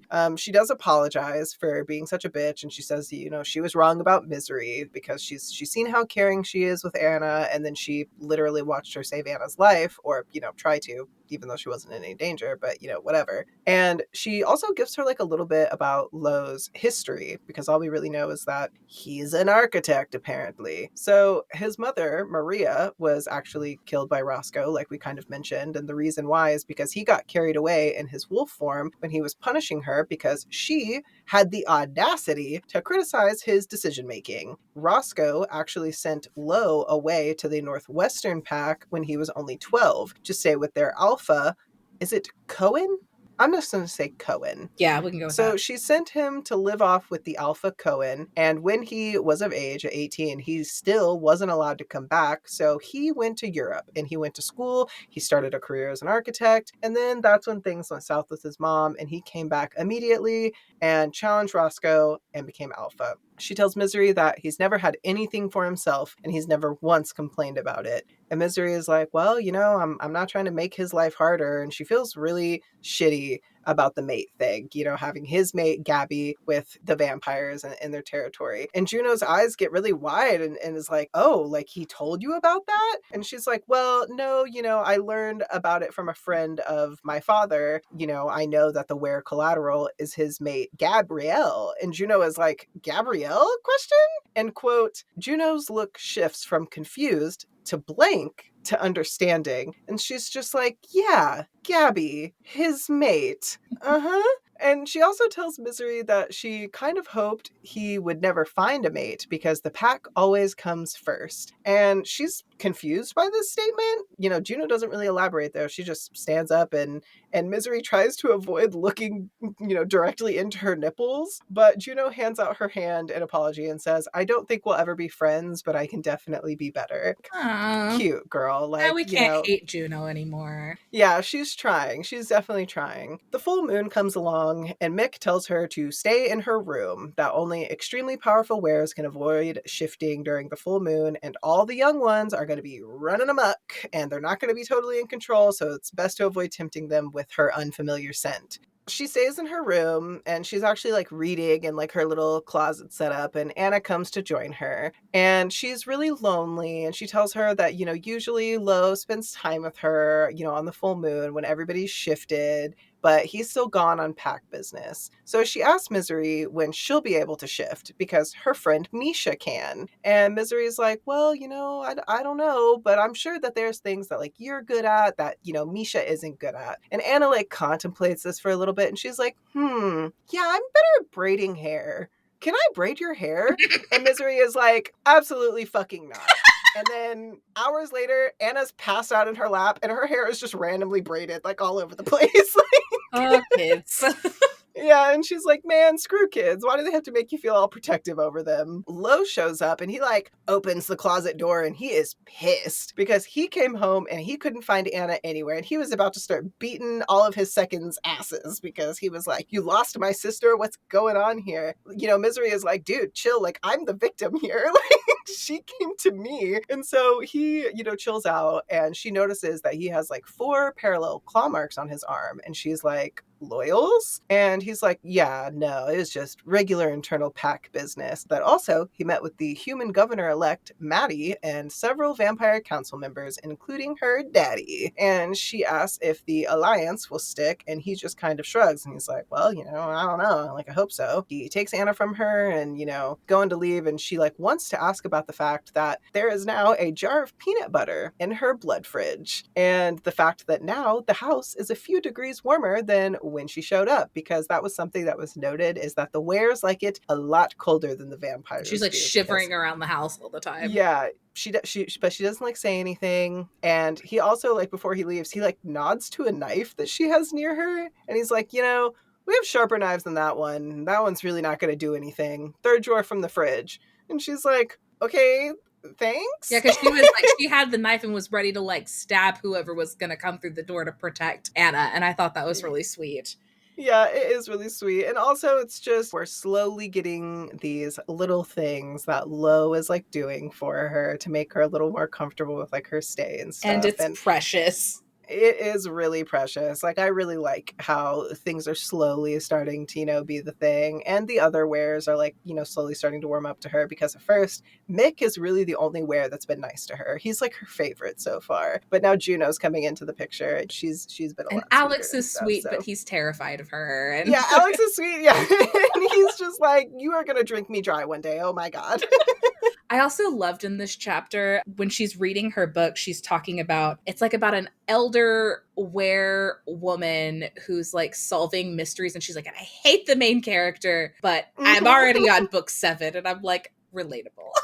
Yeah, definitely very relatable. I have tons of books that I've read where I'm just like, man, this is garbage. And then I just ate that shit up. Oh, that's amazing. Yeah, listen, I have no problem with reading trash if it's at least entertaining trash. Oh, 1000% agree. That's why I just watched Love is one Blind? season of Love is Blind, girl, because I'm gonna tell you right now, Love is Blind is the most garbage, stupid ass show I have ever watched in my life, and I ate it up. Sometimes you just need like dumb reality TV. I don't know. Yeah, I like, my husband came in and he was like, "What are you watching?" And I was like, "Listen, okay, I don't ever watch trash TV. You're gonna let me have this, and you're gonna shut up." He was like, "Okay, cool, I guess." God, that's so funny. I loved this chapter because it was just Me too. it was just a sweet little reprieve, and it's the next week, and we kind of like go through a couple things that happen. She's like playing cards with Juno, and they have like a little movie night, and it's just like spending time with everybody, and they're being nice to her. And it's like the Yeah. first time she's been somewhere where people have like treated her like a person. And it's just, I Yeah. don't know, it's sweet. And then we jump to current day, and she walks in on Alex trying to teach Lo how to do like a simple line of code. And he Mhm. is not doing so hot. And I quote, Alex looks like he wants to bungee jump out of his own life. I felt that way a few times. I get it. He's like trying to teach him how to do stuff, and Lo's getting really frustrated. He's like finger poking the keyboard like a boomer. And then it's getting mad because it's not doing what he wants. And Alex is like, listen, you need to type the line in exactly how I printed it there. Case She's like, sensitive. I Alpha. am. He's like, maybe if I punch it. And then Alex looks like he's just about to start crying because the computer's expensive. He's like, please don't punch my computer. Yeah.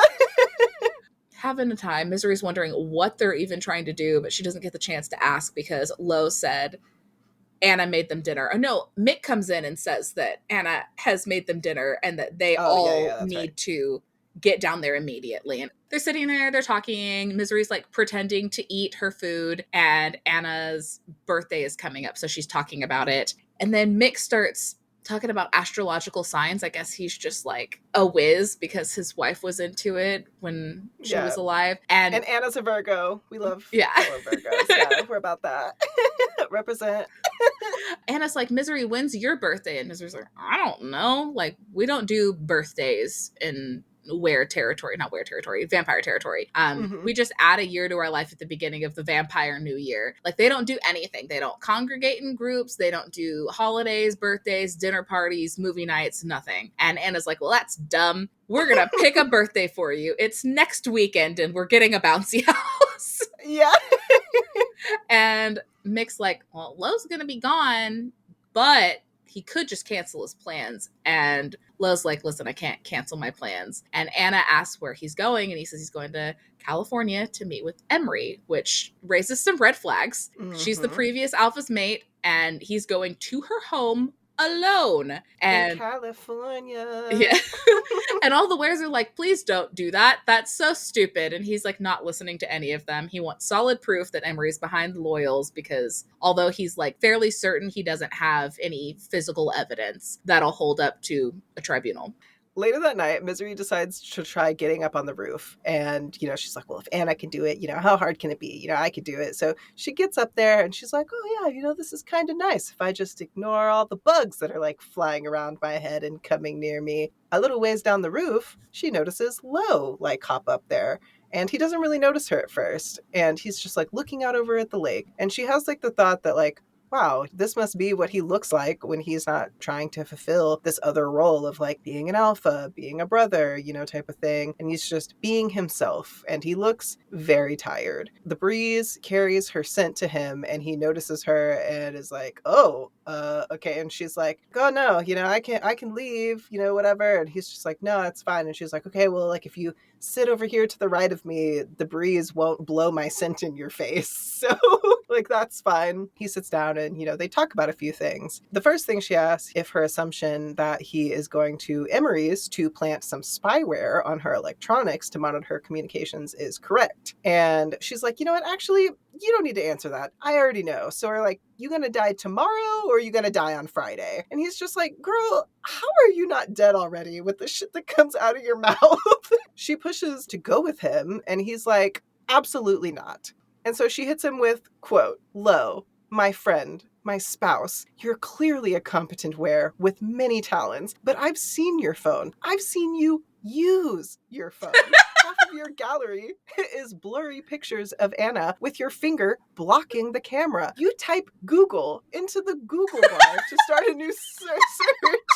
I love that. And I'm like, girl, this is probably one of my favorite, this is one of my favorite quotes in the whole book. And also, my husband does this. My husband is in college to go to school for cybersecurity, y'all. Tell me why. Tell me why this man types in the search bar Google, and he has to go to the Google page every time before he will search something. I yell at him every time he does it. He'll do it in front of me and I'm like, Matt, the search bar is Google. Like, you typing that into the search bar is Google. And he's just like, don't tell me what to do. Like, I'm just going to do it anyway. Blah, blah. And I'm just like, oh, why? Like, I don't know why he does it, but he does. Like, it's the most wild thing ever to me. I do not know why he does it, but yeah, a little tidbit of information, y'all. That's My so husband funny also because he's types like Google a into Google. gamer and is doing 3D printing.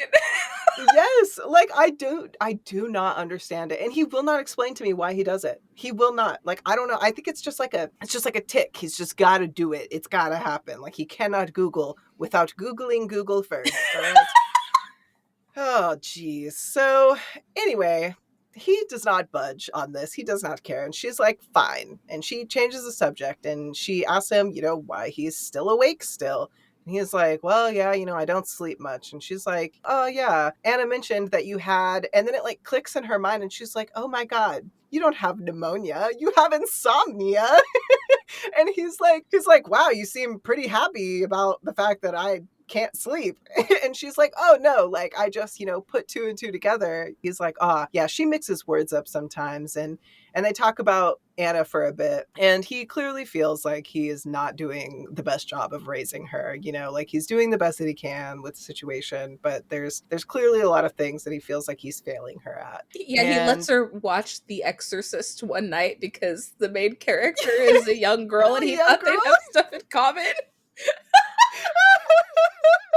And yeah, now he's like, oh yeah, now she probably needs therapy till she's like 40 or something. It reminds me of my aunt letting me watch Chucky when I was like really, really, really young, and I was like staying in her apartment, and then I peed her couch because I was scared.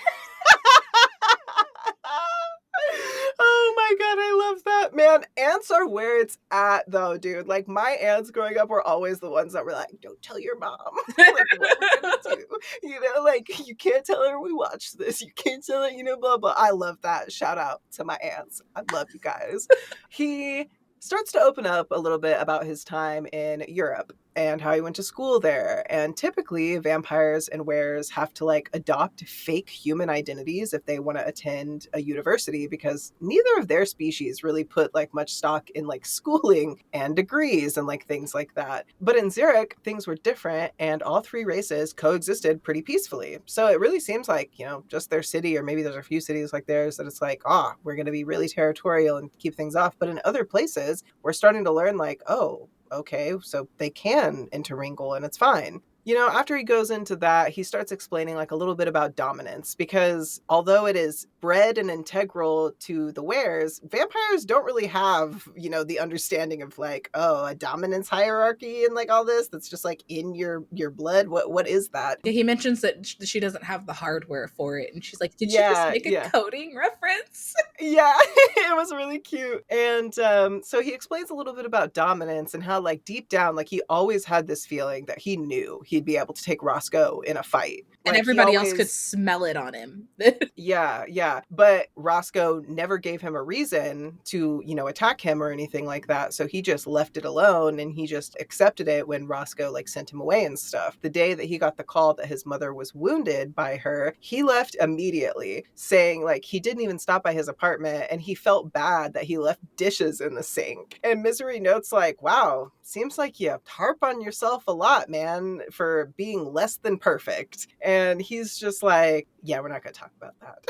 So cute, though. So, yeah, it is, because, he's like talking about his shortcomings with Anna, and then also, the thing, going back to his mom and stuff. And she's just like, wow, yeah, you keep pointing out all these things that you're doing horribly wrong when you're doing like a lot right. Like, cut yourself a fucking break. This is where we get the explanation of huddles. I don't know if you remember like the huddle talk earlier. And it's basically like a web of families that are usually pretty close to each other in proximity, and ultimately like they pick one essentially out of their huddle to like go be a second for like the alpha, but none of their rules are really like super steadfast, and he can also just like choose a second as well. And he tells her that Mick, the older were that she really likes, recently lost his wife and son 2 years ago, and they believe it was to humans. She's like, yeah, Mick is my favorite, and he's always nice. And he's like, well, yeah, that's because, she has a thing for beautiful women. this makes her laugh, and he asks her why she's always covering her mouth or keeping it closed, when she's laughing and stuff. And she's like, "Well, you told me to. I didn't want it to seem like an act of aggression." And I'm like, "Oh my god.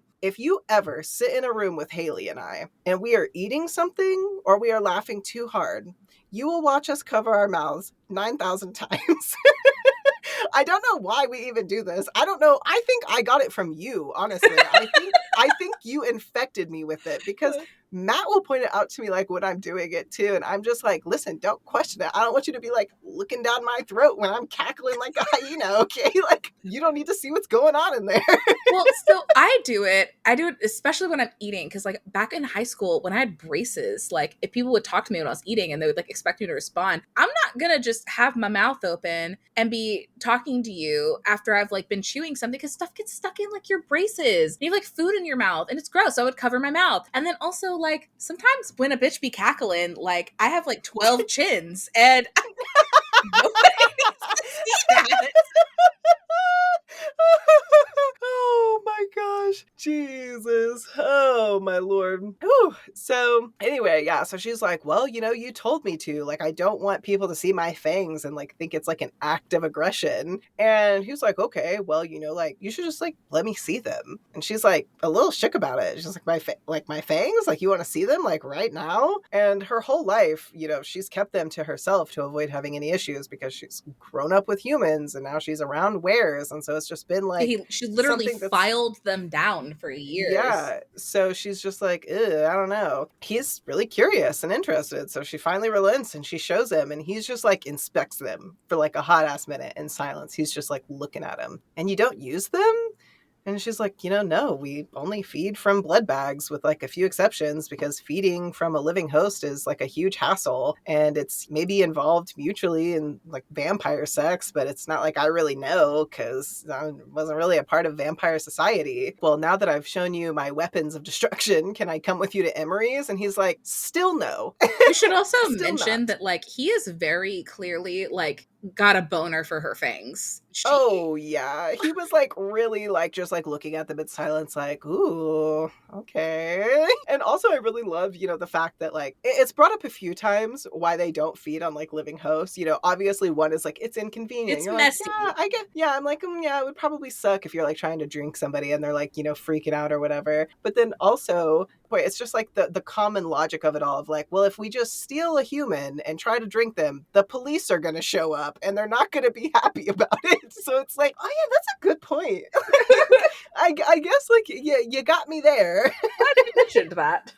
Right? So she tries like a different approach, because she's like really, wanting to go on this trip with him, because she does not think like he's going to be able to pull it off by himself. And she starts to open up about Serena. And she tells him before she went missing, they had like a huge fight, like the biggest fight they'd ever had. And it was because Serena had found her like this cooler, like higher paying job in the tech field that was like really rare. And she was like really one of the few people that could really, do it. And Misery was like, "Why?" Like, she just did not see the point in taking it.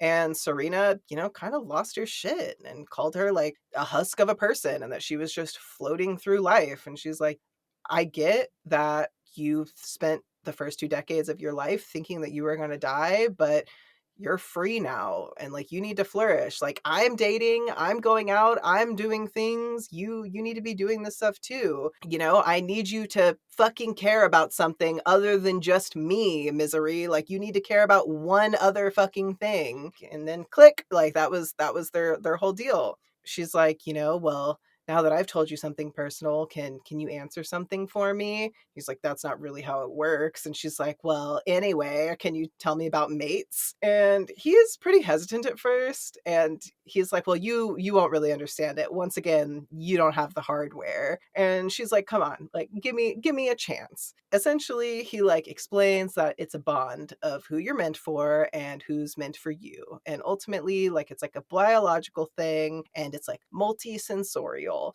and they just know when they come across their mate. Like, scent plays a big part of it, because they're all sniffing each other's butts, but so does touch. And not all wares find their mate. It's kind of like a rare phenomenon when they actually do find them. And plenty of wares still have like really great and meaningful relationships without ever finding like their mate. She's like, oh, well, that sounds like a good thing. He's like, yeah, it's really good. Quote, sometimes it's just a gut feeling, something that grabs you by the stomach and doesn't let go. Not ever. World shaking, but also just there. New, but timeless. And she asks if that's how he felt with his mate. And he turns to look at her and he's like silent for like a minute. And he's like, yeah. She's like, wow, it's a really long time to sit there and think about that just to say, yeah, but okay. She apologizes to him and, she feels super bad that he had to be separated from Gabby. And he's like, why? She's like, well, you got to wait a year before you can live, quote, bitingly ever after. And like follows it up with like, yeah, there's biting involved, right? With the mating. And she says this because like she saw a bite mark on Mick previously, like on his neck. So she was like, oh, I'm going to file that away for later. And wares mark each other the bite when they're together. And he's like, yeah, the bite mark is important. And she remarks that it like looks painful. And he's like, well, not if you do it right. And I'm also like, I have questions. So is it, only with the mates? Like, I think it is, but it's also like, man, does this happen with every serious long-term relationship? Because girl, I'd have a few bite marks walking around, and that might be a little bit of a red flag. Yeah, I don't is it know. just a marriage thing? I don't know. She asks if the mate thing is always reciprocal. Like, if it's possible to encounter someone who's like their mate, but like they don't have the feelings for them. So, like, you could be somebody's mate, but they're not your mate or whatever. And by the look he gives her, like, she knows the answer is yes. And she's like horrified by this because she's like, oh my gosh, like falling in love with someone who you like know to be yours, like deep down biologically, but there's like never a chance like they could love you back. And she's like, yeah, that sounds fucking horrible. And Lo is all contemplative and is like, does it? It would be awful that it's not reciprocated, but maybe just knowing that the other person is there might provide pleasure and satisfaction, just knowing something beautiful exists in the world. She's like, such wisdom from someone whose mating is clearly reciprocated. And he's kind of amused by this. And he's like, yeah? She says no one who has dealt with unrequited love would say something like that. And he asks if that's how her love has been, unrequited. And she says no, that vampires don't really like love or talk about feelings or have like real relationships. They're just taught to do what's good for the many and the continuation of their species. So they wrap up their conversation and she's like telling him that when she went back to the vampires, she didn't fit in. And that's why she went back to the humans, because it hurt less to feel alone among the people that were never her own in the first place. Misery admits that, she may not understand the mating thing, but being friends with Serena kind of gave her like the software. It like downloaded the software and her ability to like feel more. And she says that she cares about Anna and she thinks Serena would be really proud of her for that because she finally cares about something. And she wants to go to Emery's to help because she wants to help protect Anna from any threats. And he's like, damn, Misery, that's a pretty badass speech, but if you come with me, we have to do it my way. You have to be marked. And I'm like, ooh, girl. And that is where we are going to wrap up this first episode. So you guys stay tuned because the second episode is going to be real good. Shit The hits the last half of this fan. book, oh my Yeah. gosh, shit is hitting the fan. It's getting real spicy. Mm-hmm. We're going to tell you some things and words and descriptions of their mating that is Interesting. it's something. But yeah, so we will see you all in the next episode. Hope you enjoyed this one. Don't forget to follow us at Girls in Our Book Club on Facebook. Like, subscribe, do all them shenanigans, and we will see you later. Bye. Bye.